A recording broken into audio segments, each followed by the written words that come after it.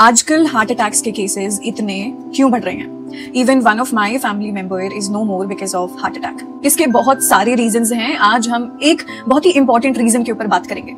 हमें ना हमेशा सिखाया गया है how to push more, how to be productive more, how to chase your deadlines, how to hustle harder, जिससे हमारा दिमाग खुद ट्रेन हो चुका है कि अगर हम पॉज करें, अगर हम रुकें तो वो सोसाइटी के लिए तो गलत ही है। और अब हमारा दिमाग भी वैसे ही ट्रेन हो चुका है कि हमें लगता है कि पॉज करना तो आलसी लोगों के लिए है, मैं पीछे रह जाऊंगा, वो लोग आगे निकल जाएंगे etcetera. But may be this can be exactly what is killing us. I am not just talking about heart attacks जो 60-70 प्लस के होते हैं, but also majorly talking about heart attacks जो 20 या 30 उम्र की साल में हो रहे हैं, जो जिम जाते हैं, जिनकी बॉडी इतनी स्ट्रांग दिखती है, उनको हार्ट अटैक्स हो रहे हैं। People know how to increase their heart rate in workouts, but पता नहीं किन्हीं को ही पता होगा that how you can slow down your heart as well. People know how to build muscles, but only some knows how to regulate your nervous system. Right now 1 out of 4 heart attacks in India happens in people under 40, क्योंकि internal stress इतना है ना कि वो दिख तो पा नहीं रहा है, तो ना आपको खुद महसूस हो पाएगा अगर आप अवेयरनेस में नहीं रहते हो तो, और ना ही दूसरों को दिख पाएगा।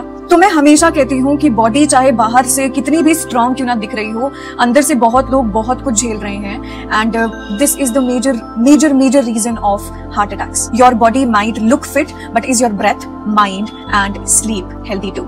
दैट इज वाई हम योग को इतना ज्यादा इंपॉर्टेंस देते हैं, बट लोग यहीं पर फंसे हुए हैं अभी तक। Yoga versus gym, yoga versus this, yoga versus that.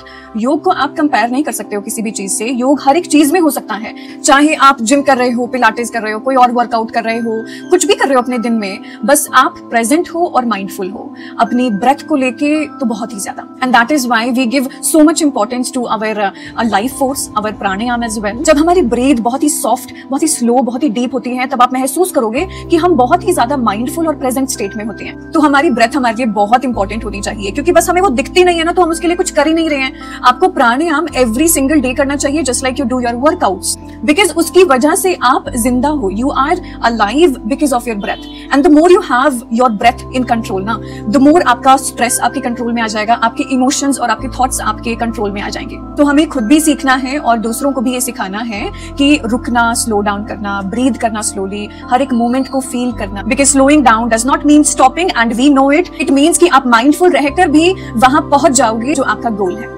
Hariom.